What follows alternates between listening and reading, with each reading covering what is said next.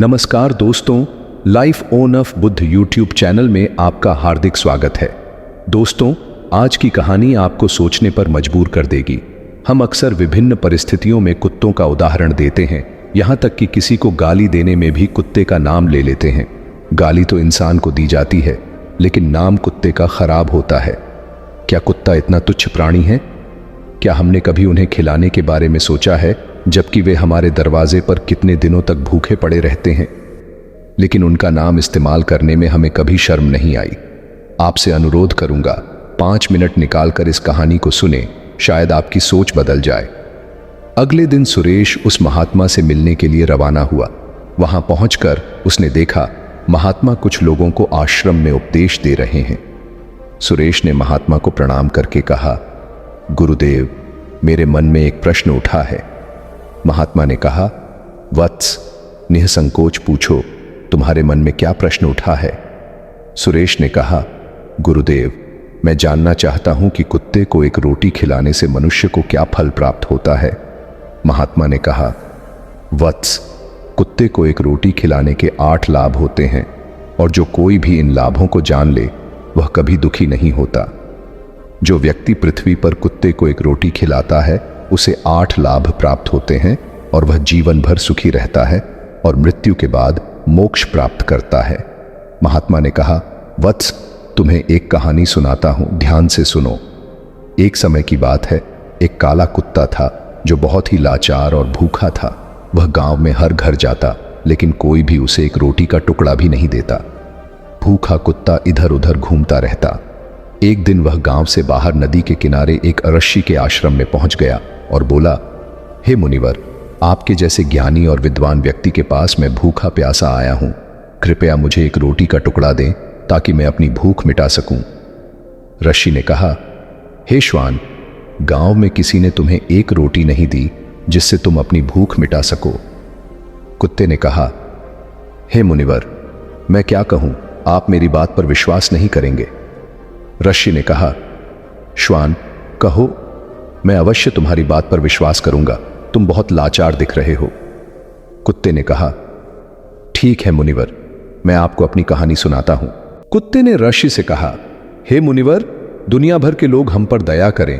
हमारे पास कोई घर नहीं है, कोई आश्रय नहीं है, हम कमा नहीं सकते, हमारे पास कोई वस्त्र नहीं है, इसलिए ठंड, गर्मी और बरसात में इस तरह घूमना पड़ता है। हम पढ़ाई नहीं जानते, आपके जैसी अनुशासन नहीं जानते, आपके जैसे बोलना नहीं जानते, लेकिन हमें आपकी तरह ही भूख लगती है। चोट लगने पर हमें आपकी तरह ही दर्द होता है, हमें आपकी तरह ही रोना आता है। केवल इन 3 कामों में हम आपके समान हैं, इसलिए हम पर दया करें, हमें और कष्ट न दें। भगवान ने हमें पहले ही कष्ट देकर भेजा है, ऊपर से आप हमें कष्ट देते हैं। हम आपके जैसे इंसान नहीं हैं, हम पराधीन प्राणी हैं। जब हमारा जन्म होता है तब हमारी आंखें और कान बंद रहते हैं।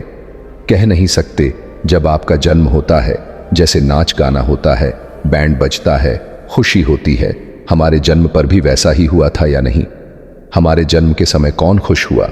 जिस बिस्तर पर हम थे, क्या वह मुलायम था? ठंड बिल्कुल नहीं लगती थी। मन ही मन सोच रहे थे, बड़े घर में जन्म लिया।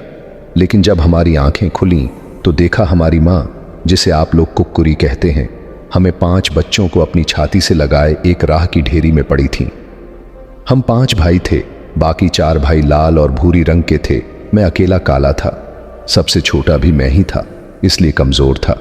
हमारी माँ हमारे पास कम आती क्योंकि उसे अपने भोजन का इंतजाम करना पड़ता था। अगर वह खुद नहीं खाती तो हमें दूध कैसे देती? वह माँ, जिस पर हम 5 भाई निर्भर थे, हमारे भोजन के लिए हमेशा दौड़ धूप करती। कभी खाना मिलता, कभी नहीं मिलता, लेकिन वह हमेशा हमारी देखभाल करती क्योंकि वह हमारी माँ थी। वह सारी रात गांव की रखवाली करती। कोई गांव में आने की हिम्मत नहीं करता। गांव वालों के लिए इतना कुछ करने के बावजूद कोई उसे खाना नहीं देता। खाने के लिए उसे चोरी करनी पड़ती। लोग उसे लाठी से मारते। हमारी माँ कष्ट सहती क्योंकि वह हमारी माँ थी। एक दिन भारी बारिश हो रही थी, ठंडी हवा चल रही थी। हमारे 3 भाई ठंड में मर गए। हमारी माँ बहुत रोई थी, लेकिन लोगों को कोई दुख नहीं हुआ। हमारी माँ अब केवल हम दोनों की देखभाल करती। एक दिन गांव के बाहर एक ब्राह्मण भोजन बना रहा था। हमारी माँ वहां गई। ब्राह्मण ने देखा हमारी माँ उसका आटा खा रही है। ब्राह्मण को बहुत दुख हुआ। उसने लाठी उठाकर हमारी माँ को मारना शुरू कर दिया। माँ हमारे पास आई और रोने लगी। हम सोचने लगे लोग कितने निर्दयी हैं। एक दिन गांव के बाहर एक सन्यासी अपने आश्रम में रहते थे। कुत्ता सन्यासी के पास गया और बोला, हे मुनिवर, आपके जैसे ज्ञानी व्यक्ति कृपया मुझे एक रोटी दें। सन्यासी ने कहा, हे कुत्ते, गांव में किसी ने तुम्हें रोटी नहीं दी? कुत्ते ने कहा, नहीं मुनिवर, किसी ने नहीं दी। सन्यासी ने कहा, मैं तुम्हें एक रोटी दूंगा। महात्मा ने कहा, मनुष्य को कुत्ते को रोटी खिलाने के 8 लाभ होते हैं। पहला लाभ, कुत्ते को रोटी खिलाने से शनि का नकारात्मक प्रभाव कम हो जाता है। दूसरा लाभ, कुत्ते को रोटी खिलाने से भाग्य आपके पक्ष में रहता है। तीसरा लाभ, मां लक्ष्मी प्रसन्न होती हैं और आपके घर में कभी धन की कमी नहीं होती। चौथा लाभ, कुत्ते को रोटी खिलाने से आपको कर्ज से मुक्ति मिलती है। पांचवां लाभ, कुत्ते को रोटी खिलाने से आपका व्यवसाय अच्छा चलता है। छठा लाभ, कुत्ते को रोटी खिलाने से आपकी आयु बढ़ती है और अटके हुए पैसे वापस मिल जाते हैं। सातवां लाभ, कुत्ते को रोटी खिलाने से आपका स्वास्थ्य अच्छा रहता है। आठवां लाभ, कुत्ते को रोटी खिलाने से भगवान प्रसन्न होते हैं। जब कुत्ता रोता है तब अमंगल होता है, कुत्ते को कभी न रुलाएं।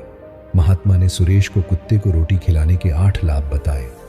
दोस्तों, आपको यह कहानी कैसी लगी हमें कमेंट सेक्शन में बताएं।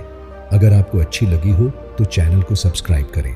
नई कहानी में फिर मिलेंगे, तब तक के लिए खुश रहें। धन्यवाद और नमो बुद्धाय।